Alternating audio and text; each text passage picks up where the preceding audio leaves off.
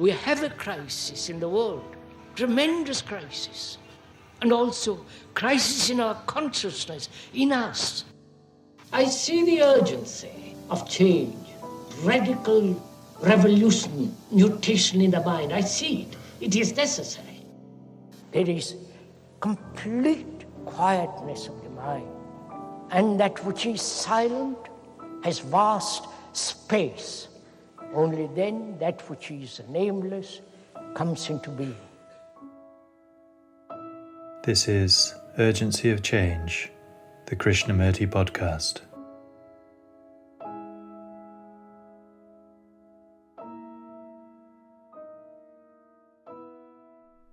It is only the mind that is empty of what is false that can discover what is true.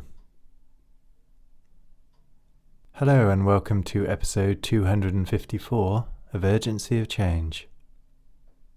Each episode of the Krishnamurti podcast is based on a significant theme of his talks. Extracts from the archives have been selected to represent Krishnamurti's different approaches to these universal and timelessly relevant topics. This week's theme is the false. Upcoming themes are the future, knowing, and Bliss, Ecstasy and Benediction. This is a podcast from Krishnamurti Foundation Trust, based at Brockwood Park in the UK, which is also home to the Krishnamurti Centre. The centre offers a variety of group retreats, including for young adults. There is also a volunteer programme. The atmosphere at the centre is one of openness, friendliness, with the sense of freedom to inquire with others and alone. Please visit krishnamurticentre.org.uk for more information. You can also find our regular Krishnamurti quotes and videos on Instagram, TikTok and Facebook at Krishnamurti Foundation Trust. If you enjoy the podcast, please leave a review or rating on your podcast app. This episode on the false has 4 sections. This first extract is from Krishnamurti's 4th talk in Saanen, 1983, and is titled Seeing the False. We are examining whether there is security in the me.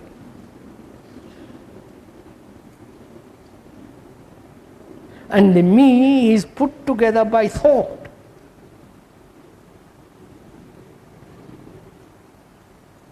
We must be very clear on this point. When I say I believe in God, and I have faith in God, my security in God, who has created that God? Please be factual. I'm not attacking you. I'm not attacking my friend. That would be too silly. And he's not attacking me either. But together we are questioning, doubting, asking. Right? My friend says, you have faith in God. He said, perhaps I have. And being friends, we discuss. We don't say, I believe I'm going to stick to it. He said, look, who created this idea of God? Then he asked, but how did all existence come into being? Right? And the scientific answer is more reasonable than all the theories and speculations, belief in God and so on. We came from the ocean. You follow? We've taken millennia upon millennia, 4, 5, 10 million years to evolve to present state. That means time has taken to bring about a human being, not within the last 4,500 years, according to some religious people, 4,500 years ago, Egyptians invented the calendar. Understand? That means they must have had tremendous evolution before. You can't invent a calendar just on the spot.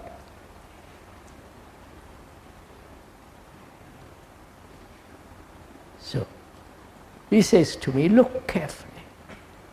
The thing that you have created, thought has created, seeking security, being frightened of death and so on, you have created that. Thought has created that. And then thought then worships that, tries to find security in that, contrary to what you are doing, contrary to your life. I don't know if you are following all this. I may believe in the most extraordinary things, like God and all, supreme intelligence, highest principle, but it has to be a reality in my life. Otherwise it's no value. Please, I'm not preaching, advocating atheism. I'm questioning. We are questioning each other. The fundamental issue, which is the urge, the demand, and the necessity for security.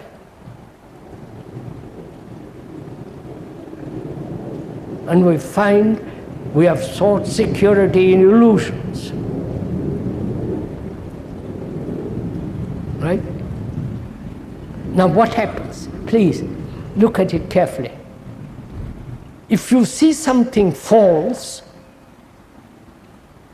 to be factually false, and you hold on to that false, right? You are not intelligent. I don't know if I'm making clear.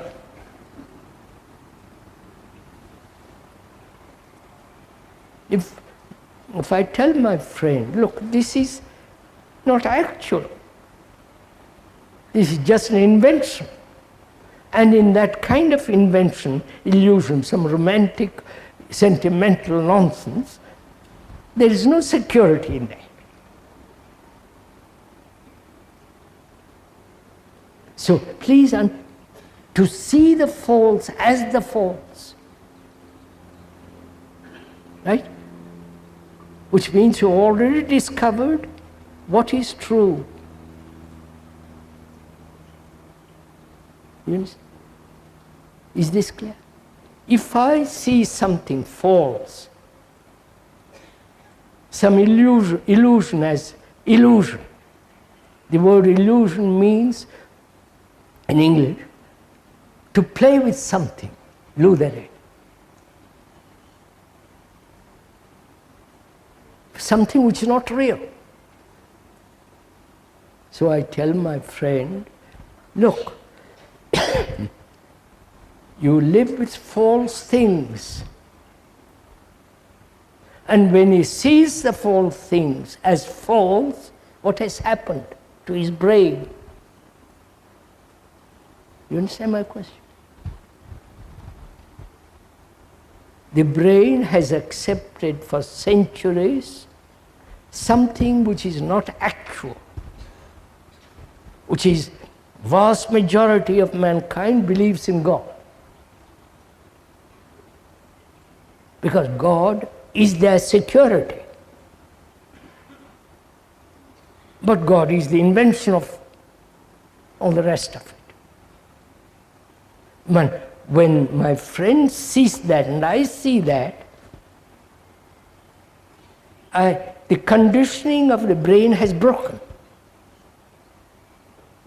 You see? I have been going north all my life.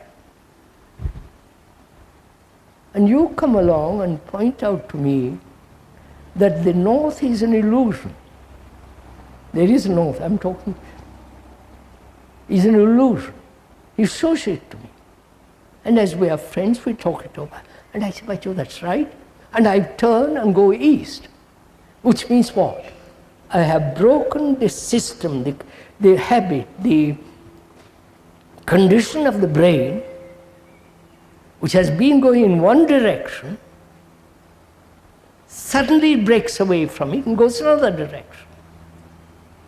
Therefore, there is the breaking of a conditioning. I wonder if you understand this. Right? Now, we're going to go into the whole conditioning, but we'll go into that a little later. But I have broken the habit of pursuing an illusion. Therefore, there is the cells themselves have changed. You understand? The brain cells in themselves have changed because it hasn't fallen, it has pursued a habit and has broken the habit. Not through enforcement, through will, through any action, but pure, logical, sane, seeing the fact. Right? I'm working very hard for you, aren't I? So, where is security?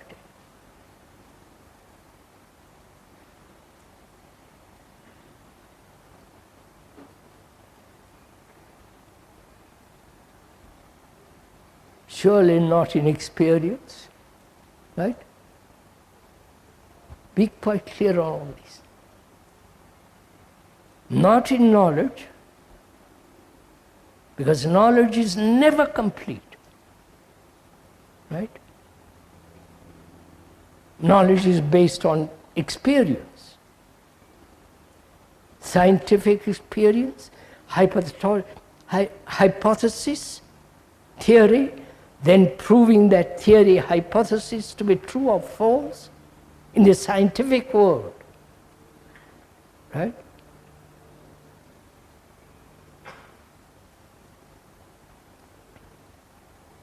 So, where is their security? Please go into it. Sorry.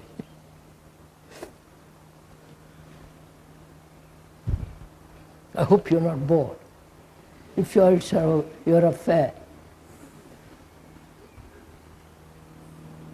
It's really very serious question we're asking. Not a casual something, it's a demand of the brain to be secure. So it hasn't found it there outside, an outside agency, outside gods, or it can invent there's a God in me. Lots of people do, millions do. There is a gentleman who says he does.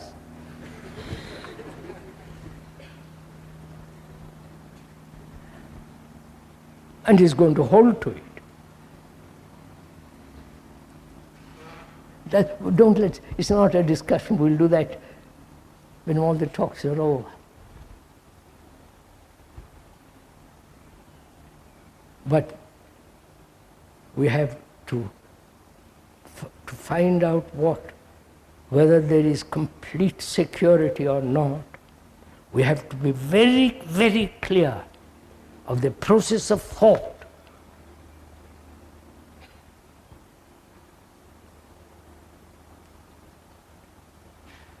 Thought, I'm going to it again, thought is a limited process, a materialistic process. Because thought is based on experience.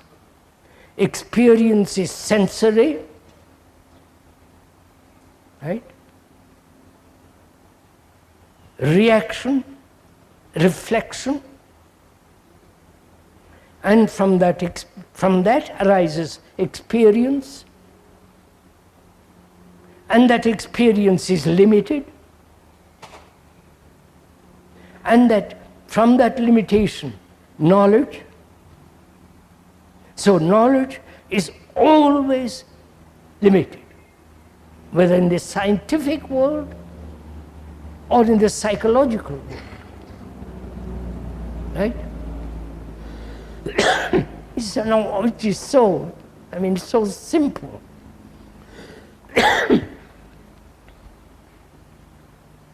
And so, memory is limited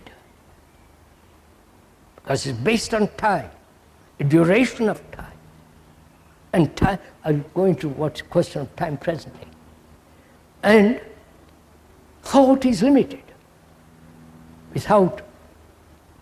There is no thought without memory. Right? And your memory, remembrance, is small, limited. You may remember all the things from your childhood. I hope you don't.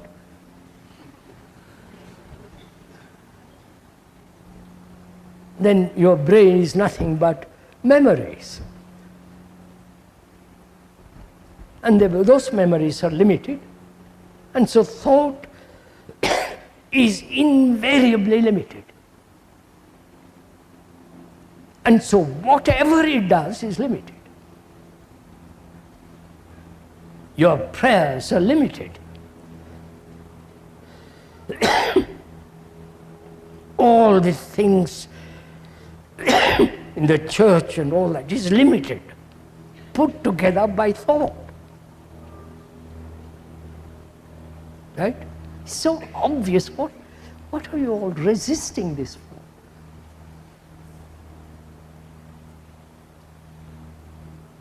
I know why you're resisting. Very simple. You're frightened, that's all. You might lose your job. We were talking the other day to some priest. We were in a good discussion, we were friendly. And he said, all right, I agree with you, but how am I to live? That is, please don't laugh at it, that's from what of us told. Please understand this very simple thing. When you see something false, when you see the limited activities of thought and what it does in the world, because where there is limitation, there must be conflict, right? If I keep on repeating, I'm a Christian, I'm a Buddhist, I'm this, I'm that, it's very limited. And that very limitation must bring about conflict. And in conflict, obviously, there is no security. Unless you love conflict and say that's part of your being, all right, then that means there's a hole in your head.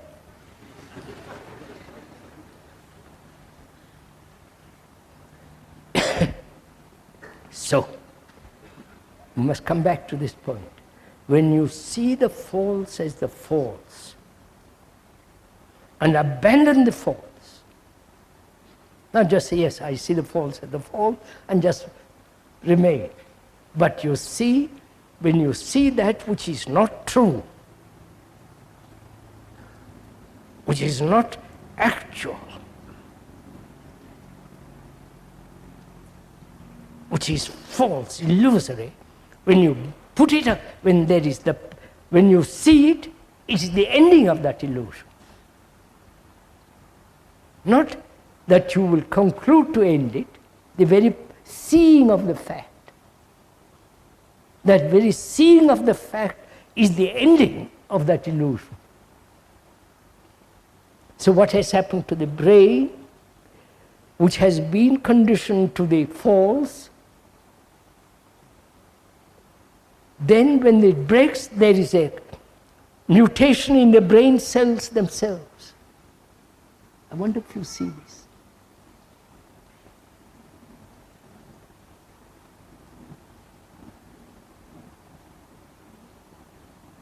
You understand? Suppose I have a very strong habit.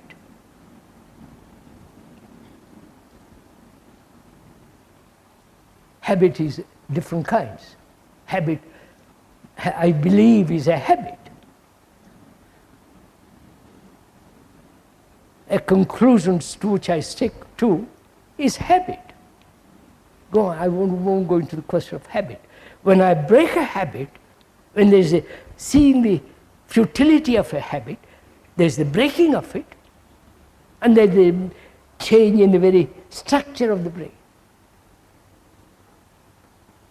So, what has taken place when I see that which is false as false, and the very ending of that, what has happened? You're not doing it as we're going along. If you do it as we go along, my friend, then what has taken place?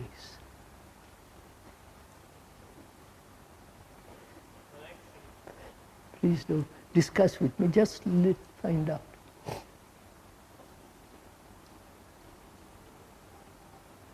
Hasn't the brain become clear? It has put away the burdens which are false, seeing that which is false, acting. Seeing is acting. When you see something dangerous, you act.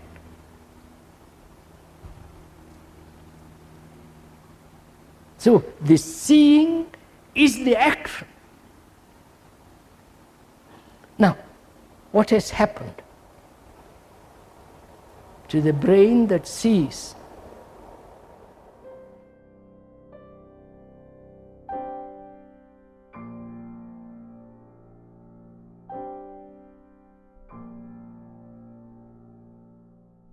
The second extract is from the sixth talk in Paris, 1961, and is titled Denying the False. What is implied in analysis? Whether it's done by an outsider or by yourself, in analysis there is the observer and the observed. There is a division between the two. The observer watching, analyzing, criticizing, censoring. He has certain set of values which is dictating, which is making him interpret the thing observed. So there is a conflict between the observer and the observed.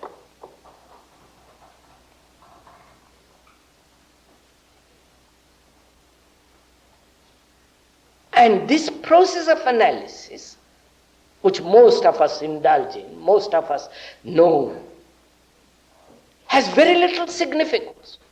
Because if the observer, the thinker, the censor, does not interpret what he sees, what he feels accurately, then there is always a misinterpretation. And that misinterpretation carried on to the next experiment enlarges the misinterpretation.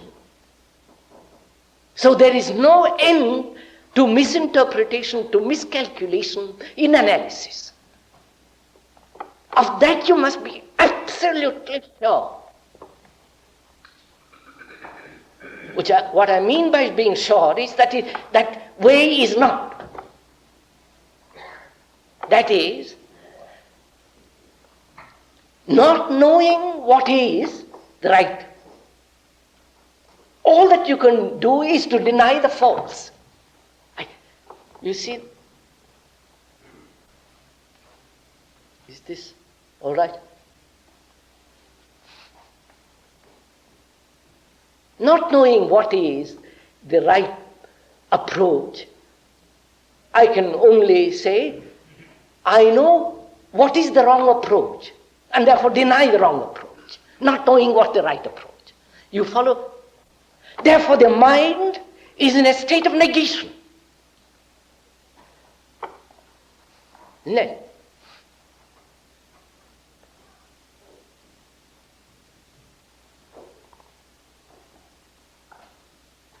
No, have you ever tried negative thinking?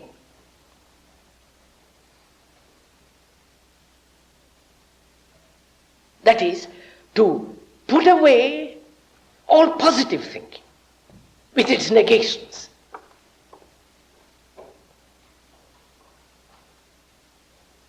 Most of our thinking is positive thinking with its negations, which is thinking according to authority, according to formula, according to profit, reward, fear, and so on, so on, so on. That is positive thinking with its negations. But what we are talking about is a negation of what is false, not being aware of what is true.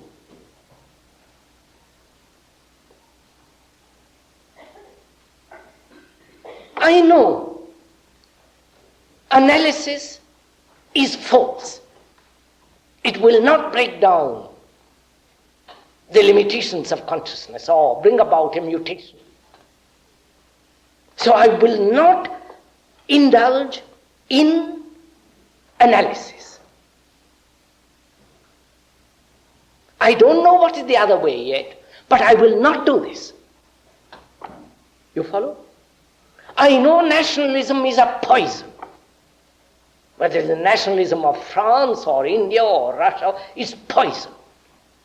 But I decide. What will be after, I don't know. But this is wrong. To see the truth in the false is the beginning of perception of what is true.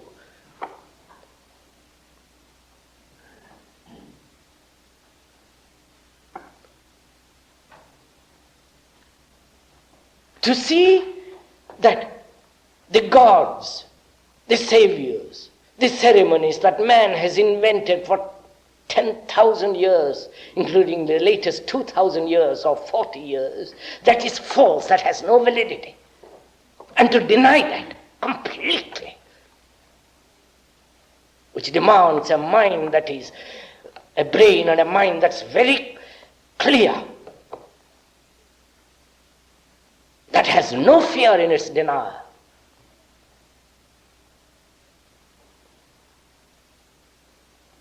Then, by denying what is not true, by seeing what is false, you're already beginning to see what is true, aren't you?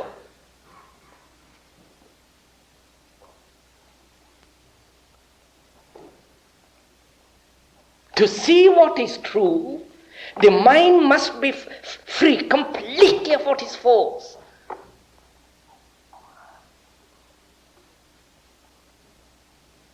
But to see what is true, there must be a quality of negation, which the negation of what is false. I wonder.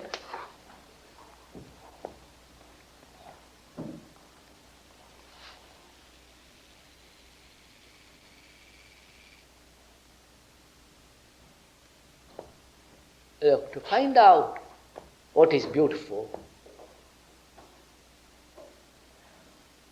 what is beauty, you must deny all the beauty which man has created. To find out, not how to express what you find out. To experience the essence of beauty, there must be the destruction of everything that has been expressed so far. Because the expression, however marvelous it is not beauty.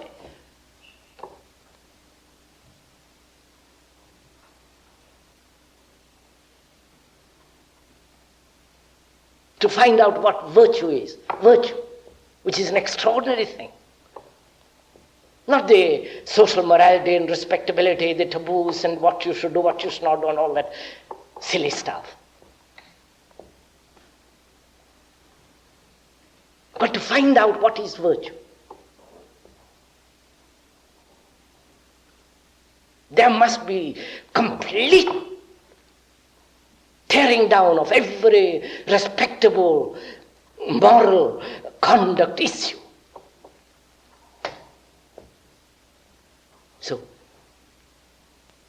when you see and deny what is false, before you can discover what is true, there is a state of negation.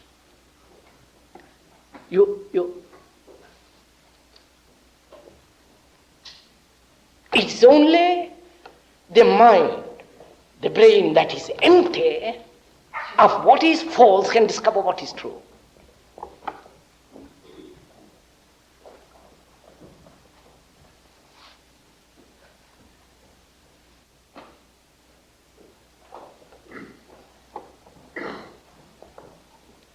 So, if the analytical process is false, does not break up the framework within which the consciousness is, then what is, if you have denied that, then one begins to ask, what are the other false things which must be denied? You're following?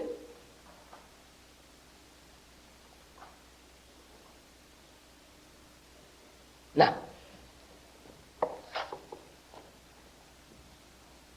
surely the first thing to deny, after denying the analysis, is the demand for change.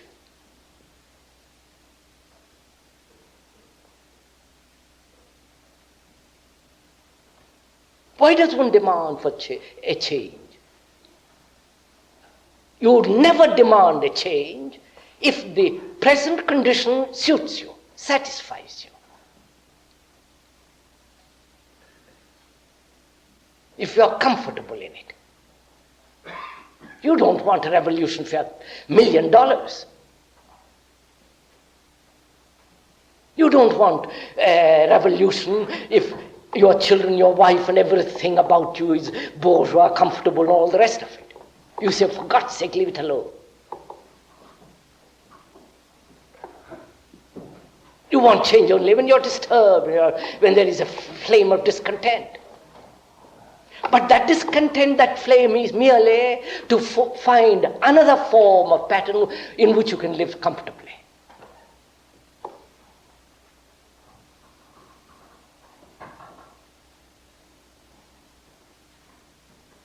So, the demand for change arises only when there is dissatisfaction, when there is a discontent with the things as they are.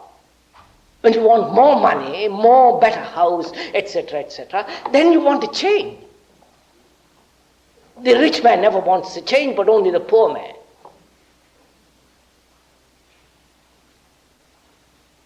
The man who has become highly respectable, bourgeois, settled, he doesn't want to change.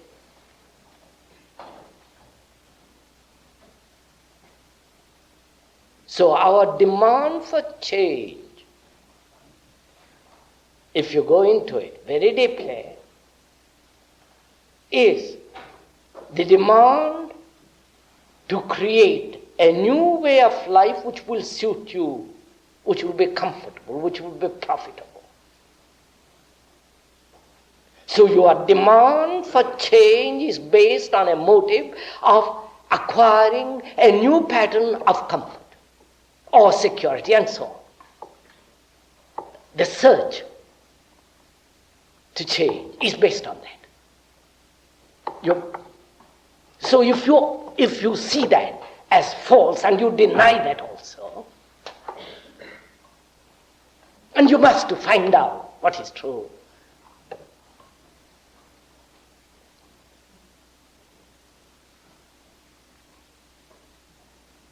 Then, is there a seeking to change?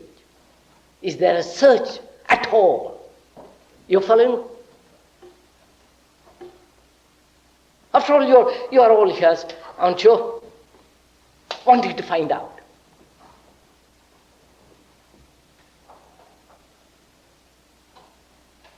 You all come on a very hot morning to listen, to find out. Search. You're seeking. What are you seeking? And why are you seeking?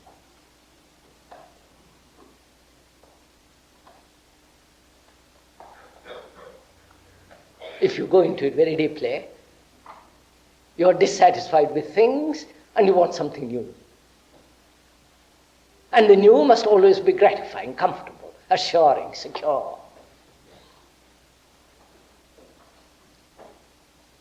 And I don't want to go much deep into the question of searching.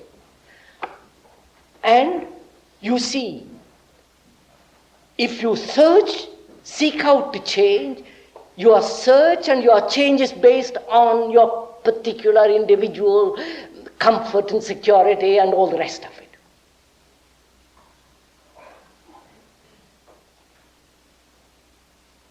After all, these so-called religious people are seeking God.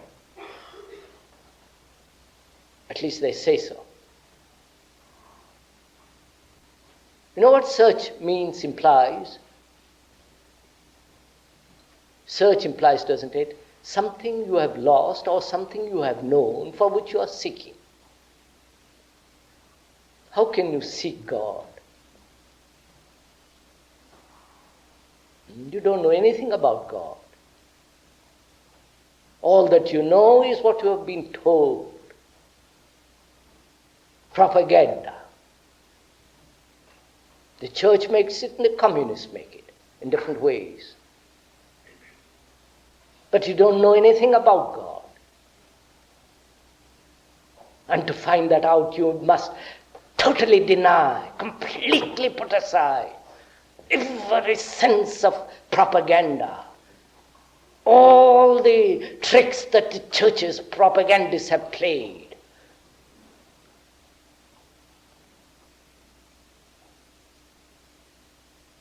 So, to find out how to bring about, to find out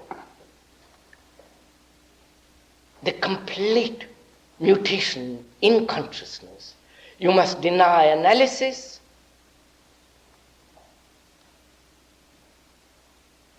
search, and no longer must be under any influence, which is immensely difficult. So that the mind, seeing what is false, has put aside completely what is false, not knowing what is true. If you know what is true, then it's not seeking. It is not understanding of what is false. You are merely exchanging what you consider false to what you consider true. So, a mind, a brain that has denied, and there is denial only when there is no assurance. There is no renunciation if you know what you're going to get. There is renunciation only when you drop, renounce, not knowing what is going to happen. So, in that state of negation, you're following, I hope, all this. That state of negation is completely necessary. You're following all this? Because please follow it carefully. You will see, if you have come so far, you will see in that state of negation, you will discover what is true. Because that negation is the emptying of consciousness.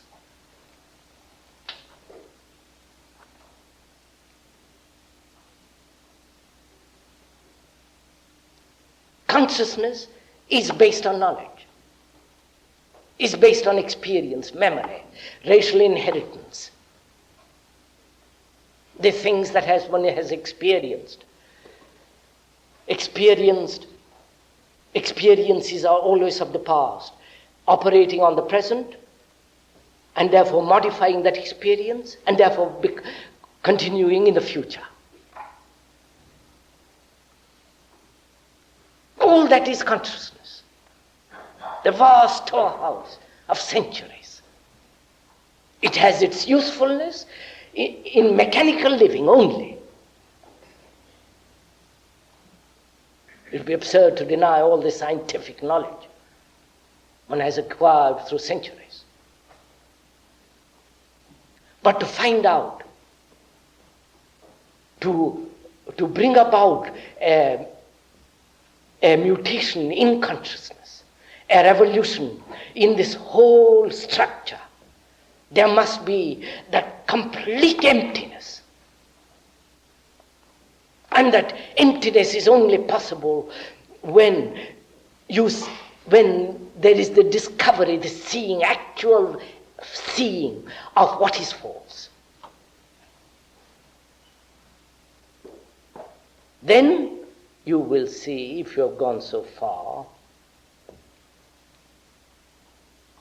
that emptiness itself brings about a complete revolution in consciousness. It has taken place.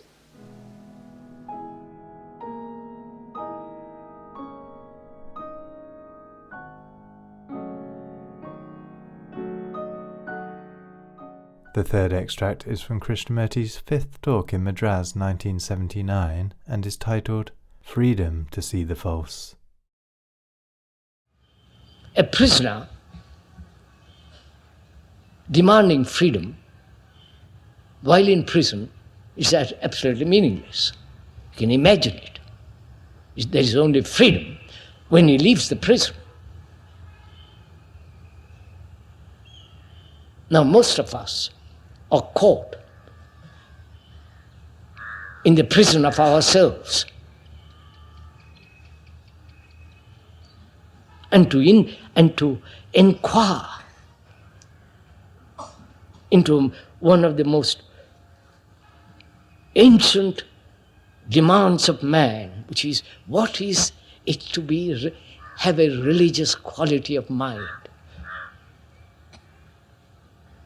And to inquire into that, you must have freedom to look, which means you don't belong to any religion. Right? You're neither a Hindu, Buddhist, Muslim, Christian, with all their dogmas, images, all the rest of it. You don't belong to a thing to examine what the religious mind is. Right? Are you doing this? You understand? So this is a very serious thing to be gone into, not just a thing to be played around, not made into a philosophy, which is a bundle of theories, concepts. A religious person has no philosophy.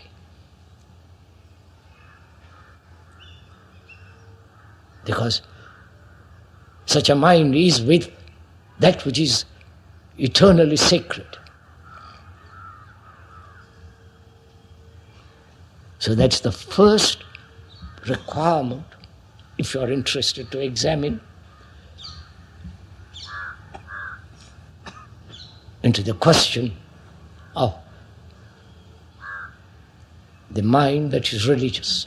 The first thing is, in investigation of any kind, freedom is utterly important. You can't investigate in freedom now and go back to your temple.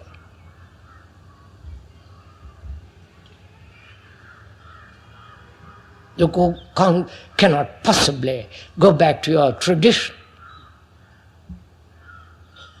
to your rituals, to your puja, to your all that thing that goes on, this vast circus that goes on in the name of religion.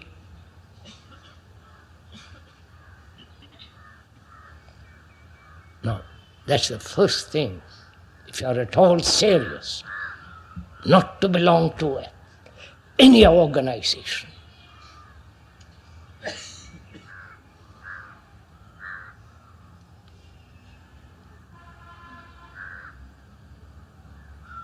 to any sect, group, community.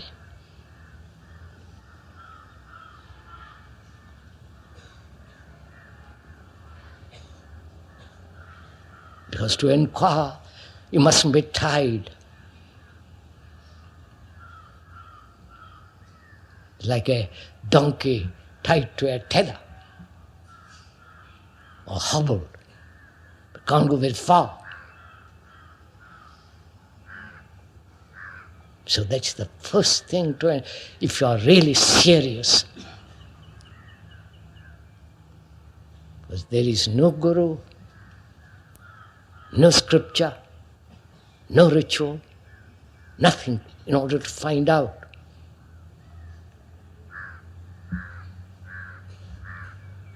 It doesn't mean that one becomes lonely.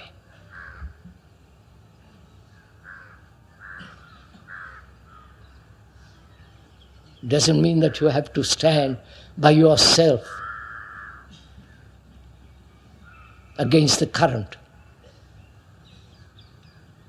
Because mankind is going in that one direction, tradition, accepting what the culture they live in, the appalling things that are happening around you, they accept that. And when you break away from that, you might feel that you have isolated yourself.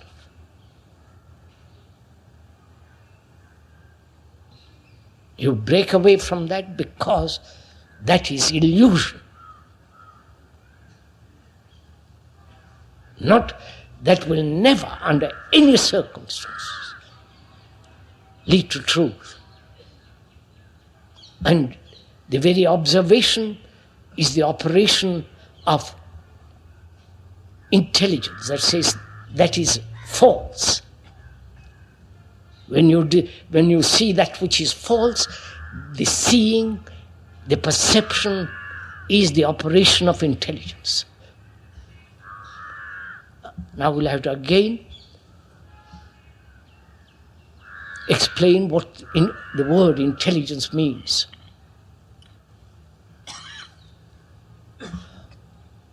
Are we all communicating with each other, or am I talking to, and you're just listening?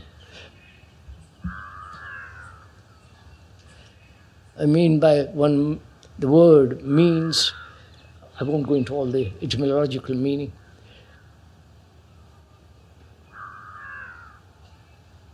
Not only to read between the lines, between the two printed words, but to see that which is behind the word, to understand that which is not written, that which is not said, without distortion. We'll go into that as we go along. Because intelligence is the essence of compassion.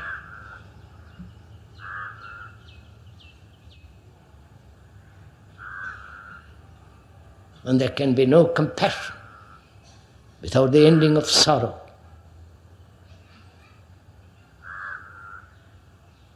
Which we are going to examine as we go along, today and tomorrow.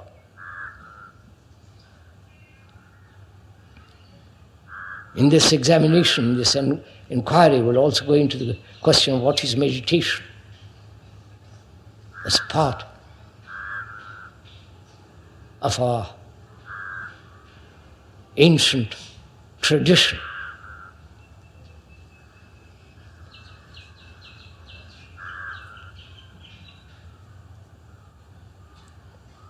So we said there must be freedom. Freedom to observe. Freedom to discover that which is false.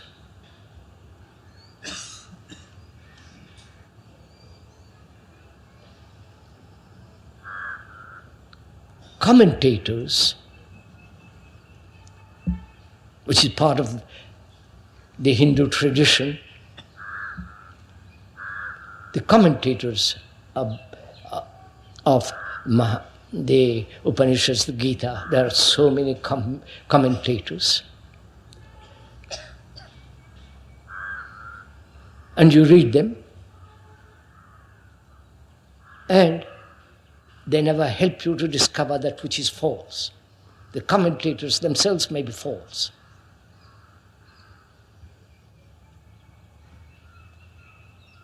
So,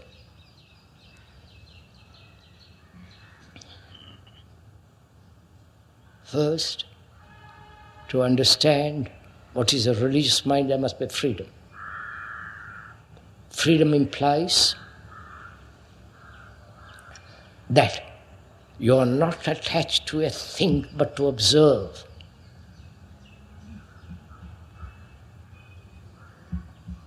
You have no opinions, no conclusions, no concepts, but mere observation of what is actually going on. Right, sir? Will you do that? That's our communication with each other.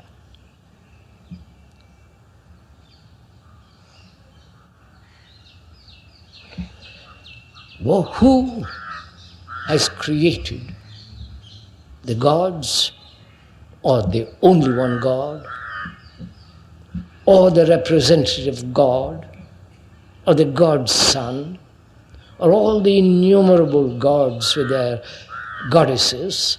Who has created them? Which we call religion. Going to the temples, the mosques, the churches, the whole thing.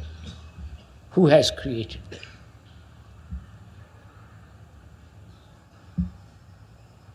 Answer it yourself.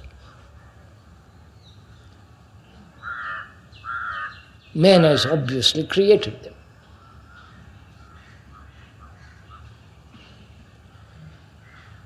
Thought has brought this about.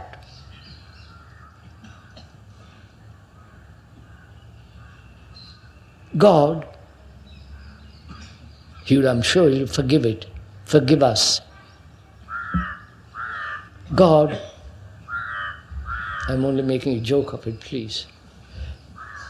God is the invention of man.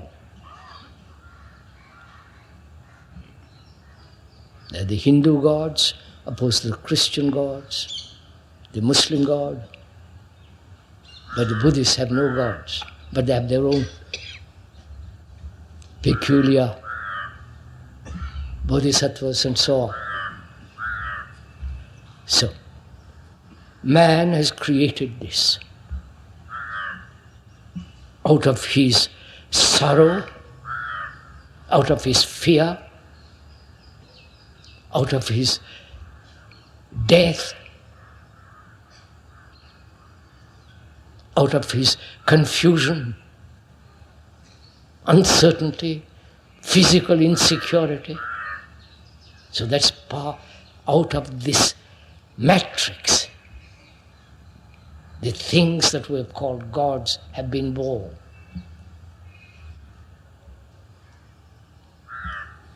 And these gods have been handed down from generation to generation.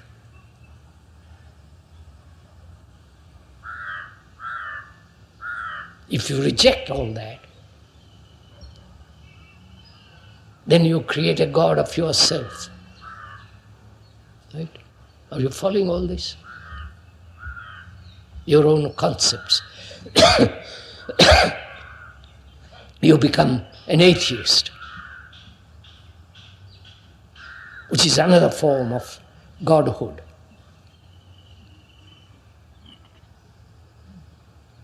Or because your own uncertainty, out of your own sorrow, total insecurity, you want something continuous, something that's timeless, something that knows no death, and out of that longing you create some marvelous image for yourself. And you say, that is reality.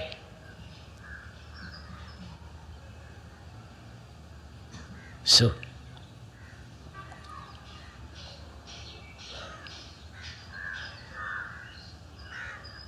one has to understand why thought does this all the time. It has done it from immemorial time, you understand, sirs? Every tribe has done this.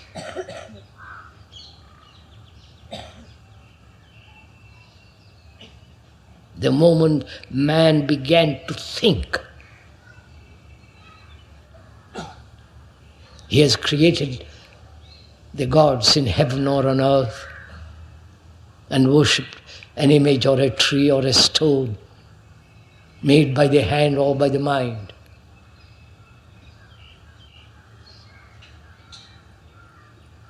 Do look into yourself, because any particular religion, any particular tribal religion is not going to answer. It's not going to be salvation of man. It has to be a global religion.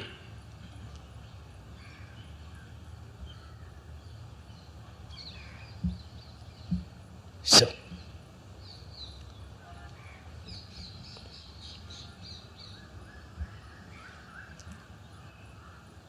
freedom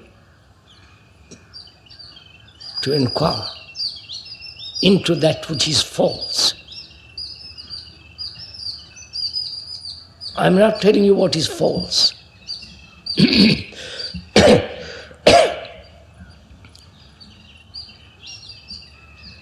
The observation of what is going on actually, that which is happening now, and seeing the false or the truth in that which is happening now.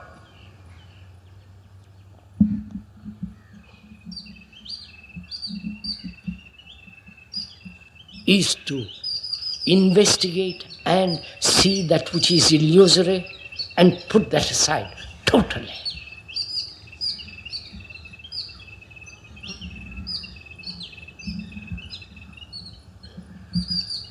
Right? That is the beginning of freedom.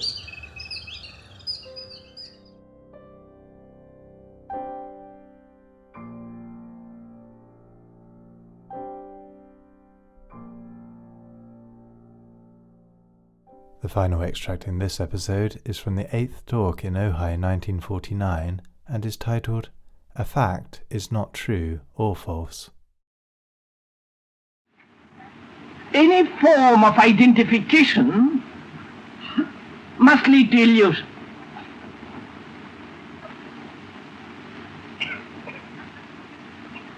There is the psychiatric illusion and the psychological illusion.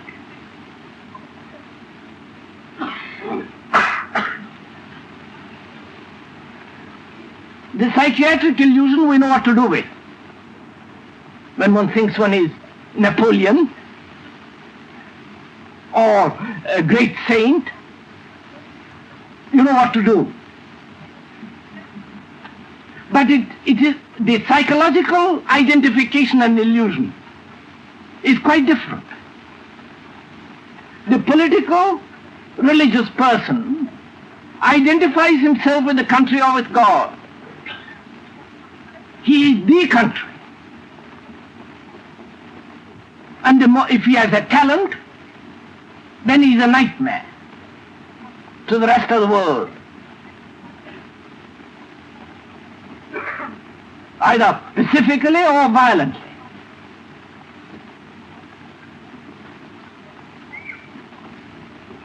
Then there are the various forms of identification. Identification with authority, with the country, with an idea.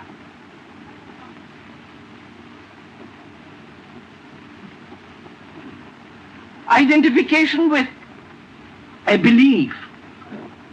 which makes one do all kinds of things, with an ideology for which you are willing to sacrifice everybody and yourself and your country and everything in order to achieve what you want. The identification with an utopia, which makes you force others to a particular pattern. And then there is the identification of the actor.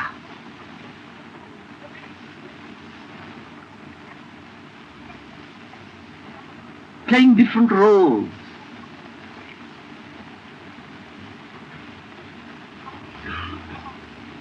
And as most of us are in that position of acting, posing, deliberately or consciously or unconsciously, our difficulty is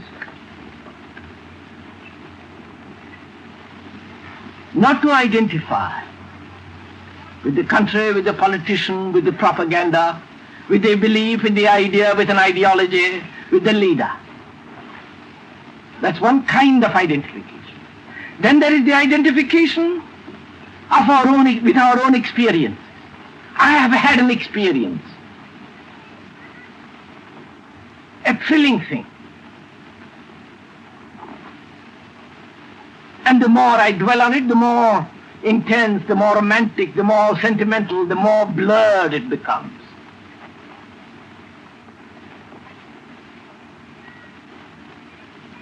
And to which I give name of God, and, the innumerable ways of self-deception.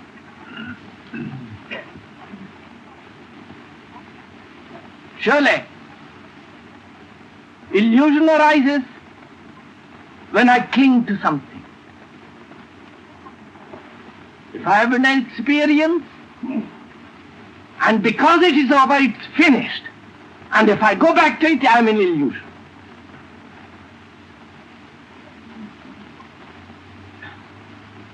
If I want something repeated and hold to that repetition of an experience, it's bound to lead me to an illusion.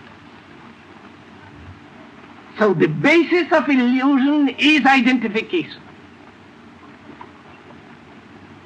Either of the politician, of the religious person to an image or to a god, to a voice, or like a lot of us who have experiences to which we cling ardently. It is not to the experience we cling, but to the sensation of that experience which we had at the moment of experiencing.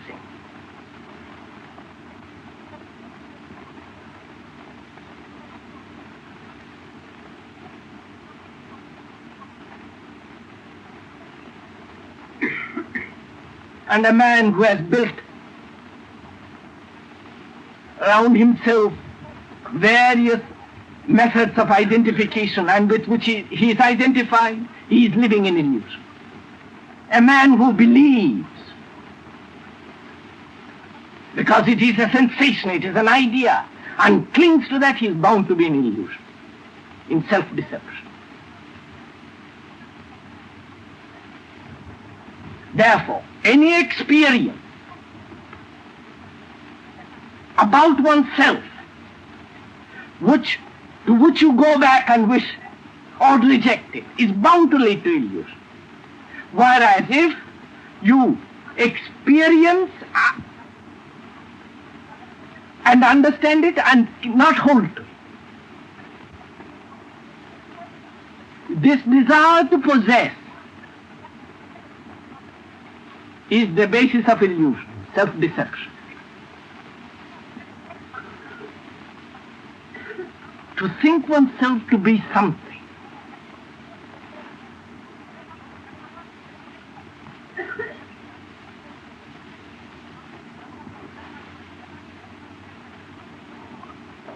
and this desire to be something must be understood in order to understand the process of illusion, self-deception. And when if I think I shall be the great teacher, great master, the Buddha, X, Y, Z, next life, or I am that now, and hold on to that, surely I must be in illusion. because I live on a sensation which is an idea. And my mind feeds on ideas, whether false or true.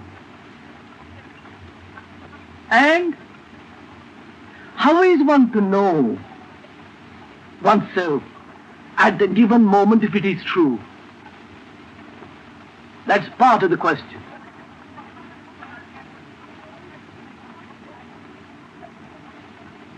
Why do you want to know if it is true? A fact is a fact. It's not true or false. It's only that I want to translate that fact according to my sensation, to my ideation. Then I enter into delusion. When I am angry, it's a fact. There is no question of self-deception. When I am lustful, when I am greedy, when I am irritated, it's a fact. Only when I begin to justify it, find explanations for it,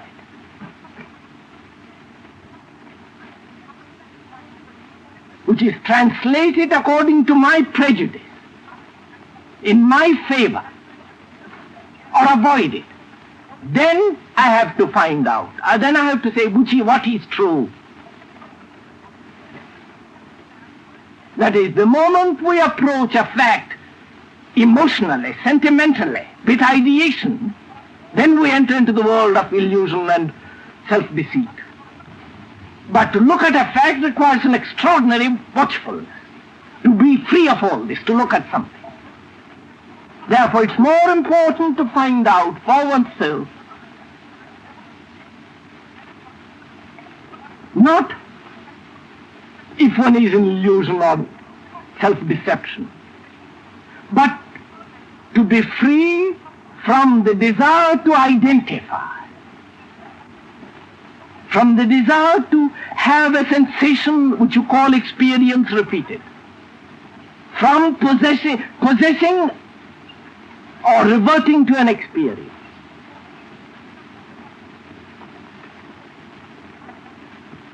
After all, from moment to moment, you can know yourself as you are, factually, not through the screen of ideation, which is sensation. To know oneself, there is no necessity to know the truth or not the truth. To look at yourself in the mirror and say that one is ugly or beautiful, factually, not romantically, does not demand truth. But the difficulty with most of us is that what we see, the image or the feeling or the expression of what we want to do something about it. We want to alter it, give it a different name. We want to identify with it. If it is pleasurable, the more identification. If it is painful, the avoidance. In this process lies surely self-deception.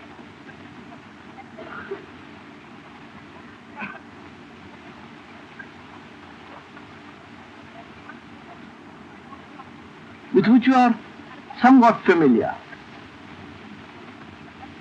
The politicians do that, and the priests talk of God in the name of religion. When we ourselves are caught up in the sensation of ideas and hold to them, that this is true, this is false, the masters exist or don't exist, which is also absurd and immature and childish. But to find out what is factual, one needs an extraordinary alertness, an awareness in which there is neither condemnation nor justification.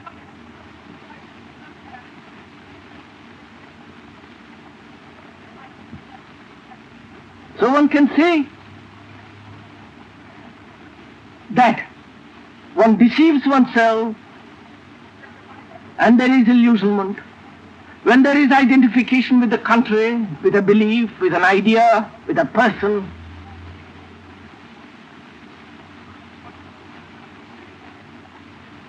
and so on. When there is the desire to repeat an experience, which is the sensation of the experience, when one goes back to childhood and wants the repetition of that experiences of childhood, the delight, the nearness, the sensitivity, or when one wants to be something,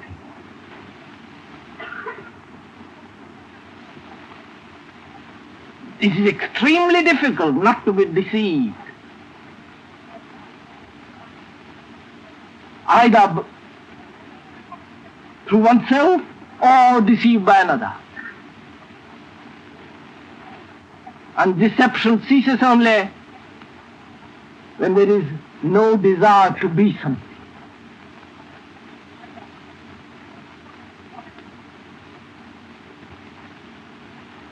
Then the mind is capable of looking at things as they are, taking significance of what is,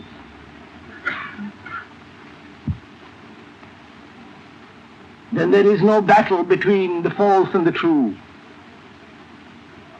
Then there is no search for truth apart from the false. So the important thing is to understand the process of the mind.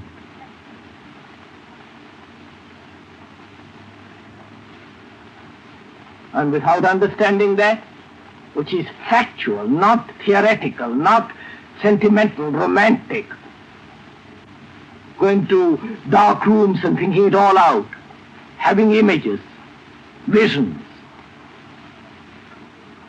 all that has nothing to do with reality.